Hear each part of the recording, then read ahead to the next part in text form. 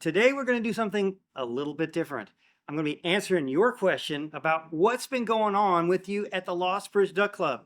So I'm really excited to share with you an update. In fact, over the next several months, I'm going to be doing several of these updates along with other content, sharing with you things like habitat work that we're doing, building new duck holes, and construction of our brand new lodge. Thanks for watching today. I'm Joel Strickland, and this is Surviving Duck Season.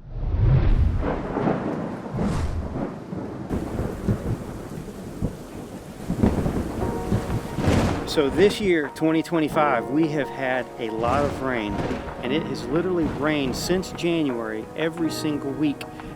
In fact, at the very beginning of April, we had a 15-inch rain over a couple of day period, which brought the White River up to 37.5 feet on the gauge nearby at Augusta, which is crazy. That's like 12 feet over flood stage. And so we have dealt with a 1,000-acre lake since the beginning of April. The power of the river, coming out of its banks and then flowing through just hundreds of thousands of acres of ground all up and down the White River. It just blew our minds. As we drove up and down the highway, we would see neighbors, and people down the road with their farms flooded out. We even had water around the lodge, and we knew it could get that way, but we built our lodge pad and a shop pad way out of the flood zone so that we wouldn't have that problem. And you can see what it looks like, and really it was kind of a good thing for us to be able to see what it would look like when we get a flood to this level, as the water is coming all the way around the side and behind the lodge. We got flooded during duck season. The water dropped out in February. Everything almost got completely dried out, and then we got all that rain, and it hasn't been dry since then. Oh.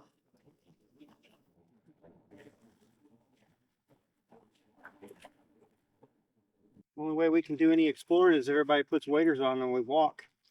But if you walk across that, you'll be over your head. You got to walk down this trail and know exactly where you're going to go. If you deviate off of where the road is, it'd be a bad day. And we're going to be this way. We're going to have water until July. We don't have any habitat growing, under the water. I mean, all the grasses and things that grow in these openings over here, and then on the open ground side of our property, we got 1,000 acres over there that's under between 1 and 8 feet of water. So no habitat's growing there. What are you going to do? But as far as our other property that we have that's outside the flood zone, the rain has really been very beneficial, as you can imagine. Now, we haven't been able to do some of the plantings early like we wanted to do, but all of the natural moisture habitat has been really coming off fantastic. Now, at Lost Bridge Duck Club, we're managing about 4,000 acres, and it's pretty much all natural habitat. We do plant a few food plots here and there, but not any real massive areas of agricultural ground. When we plant rice and millet, you can certainly plant it in the ground using a planter, but most of the time what we're doing is broadcasting. I've got a little space that I can't get the side-by-side to, and we'll have to hand seed it. My track machine has got some bearings blown out on the wheels, and I don't have time to get it fixed. We used it yesterday and the day before, and now it's going to have to sit for a while. And this is only a few little places, like a quarter acre here and there. This millet, it's Chihuahua millet. It's 100-ish day growing period for it.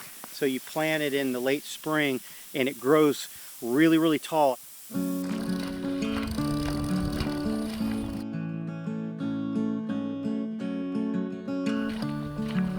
A wild man with that cedar, y'all. Look at that. It's the footprints of a man and the seed he left behind. Footprints and seeds. That's what you call legacy. This is, that's rush. This is a spike rush is what all this stuff is coming up right here, and that's usually one of the first things that come up. I know I planted this whole stretch right through here. I'm just trying to find where I've got if I see either seed or little sprouts. I think that's what this is here. This is stuff that I planted right here. It's been about 8 or 9 days since we planted the Chihuahua millet, and it's looking really, really good. It's coming out of the ground right here, but it's looking really good. I think we got a lot of good coverage in this area. You see there's a lot of grasses growing in here with broadleafs that we don't want. But you can see this top of this looks like concrete, right? But if you lift that up, you can see that it's got a lot of moisture in it. I mean, it doesn't go very far. I mean, it's just literally a quarter of an inch before you get to moisture. So you don't have to get all worried. Now that we've got several inches of growth with a combination of our moist soil habitat plants and what we've planted, the Chihuahua millet, it needs a little drink because it's been dry for about a week or so. It hasn't rained at all. We're just flushing the field. We've got the pump turned on. It's gonna roughly flood the field completely, a couple of inches maybe across the whole thing, and then it'll soak right into the ground, maybe drain off a little bit, but that's gonna give us enough to get the plants by over the next little dry period that looks like we're gonna have. With moist soil habitat, it's all about water manipulation, and we do a lot of it. We're slowly draining water at the beginning. Sometimes we quickly drain the water so we can get in there and manipulate the soil itself with a cleated roller, or sometimes we want a disc. Then we put the boards back in the Flashboard risers so we can either collect rainfall or flood it by pumping water into it. It's very intensely managed. A lot of people don't realize how much work is involved in doing the moist soil management. It's not just a set it and let it go like you might think it would be. On many of our impoundments, we have water control structures called Flashboard risers. Now we have a couple of different types. We got some that have the wooden boards and some that have the metal boards. This is one of the newer style that have the metal boards. They're great. Let me show you how it works. So this is a pipe that's on the inside where the water side of the levee, and it's got a grate on the front that keeps debris from coming in, but it also keeps beavers and critters from getting in. And so the boards actually go down inside the structure. This is an example of one of the boards right here. They're about 6 inches tall, and so it enables me to hold water at different levels and take it on and off, you know, in 6-inch increments. So it's really beneficial, especially in the spring and summer when we're drawing water out. And so sometimes we drop the water all the way out and then we put water back in during the growing season, and that's kind of what I'm in the process of doing right now. So I'm about to put one more board in here, and then we're going to put water in and get the entire field flooded.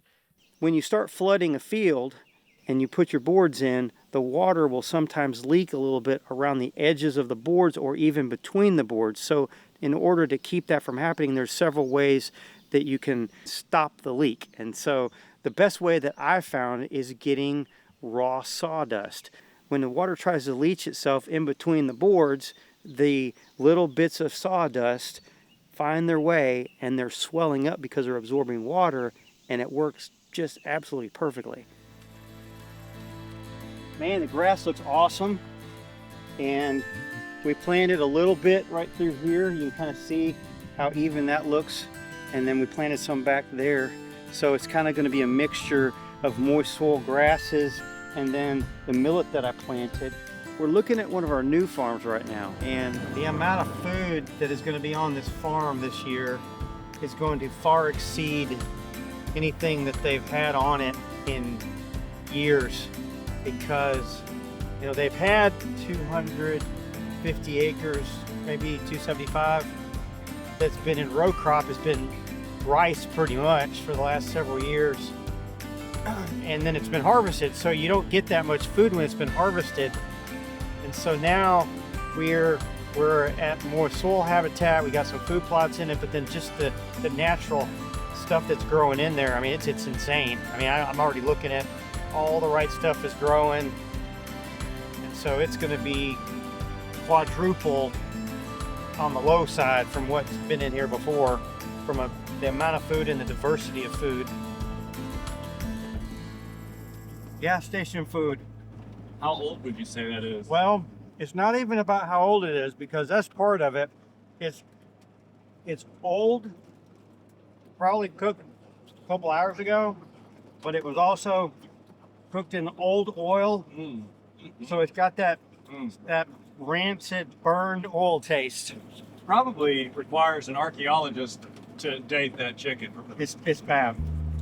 My days are always full days. The things that we plan to do, that we know we're going to do, and those things are planned out in advance.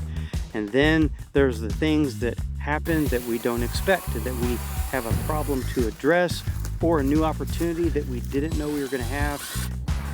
So I have this love-hate relationship with my side-by-sides. They're a necessary evil.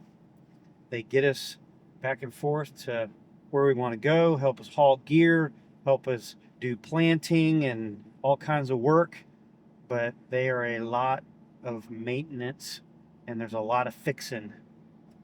Trying to decide the types of machines to use, is always, I'm always looking at something new, but I always wind up going back to what I know because they can be fixed. I'm going over to pick up my Ranger from Kevin Allen at All Train Motorsports. He's the man. He always helps us out and gets us in and out as quick as possible. Today, he was able to replace the bearing and the hub just in 3 or 4 hours, and I'm on my way back over there.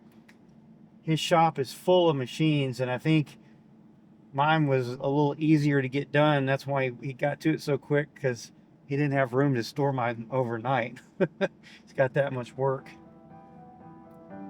In spite of all the challenges we've had with weather and other things, I'm still very excited about our habitat for this year. Now, we're also excited about the new impoundments that we're creating. We've got several that we're working on right now. We're going to be able to enjoy them for years to come for hunting, and great habitat for the waterfowl, including a brand new rest area that we're building right here behind me that's going to be on the back side of the lodge, as well as a brand new lake that we're into construction with. And during duck season, I think it's going to be really cool to be able to sit on the back porch of the lodge with our members and guests and enjoy the ducks just piling in right behind the lodge. Now, I've been getting quite a few questions about if we're doing guided hunts at the Lost Bridge Duck Club this season.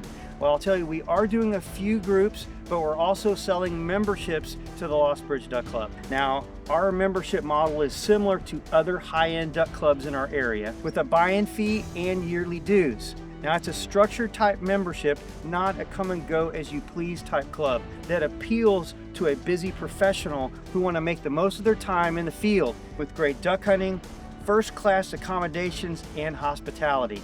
If you're interested in that type of duck club membership, check out our website, lostbridgeduckclub.com, and make sure you click on the membership tab. As for our accommodations, our nearly 13,000 square foot luxury lodge is in the final stages of the building process. We started construction right before duck season last fall, and since January, it's been a whirlwind with all of the daily meetings, decisions to be made, hard work, and really long days. And now it's really starting to look like the vision of the lodge we intended. Lots has changed in this building in the last 6 months. We've just finished doing all the finishing in the sheetrock. They're actually blowing the texture upstairs right now, and then they're going to finish it out, I guess, tomorrow, and then next week painting. So this is the pro shop, and so in here we'll have merch. So Surviving Duck Season shirts, Lost Bridge Duck Club caps and shirts, a few Avies jackets. We're going to have high and dry waders all along the walls. Our lodge will be a gathering place, a retreat, a place of fun and relaxation. It has all the things that you'd expect to see at a high-end duck club. Big great room with a stone fireplace, game rooms, a library, commercial kitchen, locker room, and more. The Lost Bridge Duck Club is a huge project that my family feels very blessed to be a part of. We put so much of ourselves into it. We spent time writing Bible verses and prayers on some of the studs, before we put the sheetrock on, as a statement of faith in the Lord for His protection and provision. And we can hardly wait to share it with our new members and guests. What we've accomplished in the past 3 years is tremendous, but as they say, we're just getting started, as the story of the Lost Bridge Duck Club is still being written. So if you missed the first part of our story, check out this video right here. Thanks for watching. I'm Joel Strickland. God bless you, and I'll see you on the next video.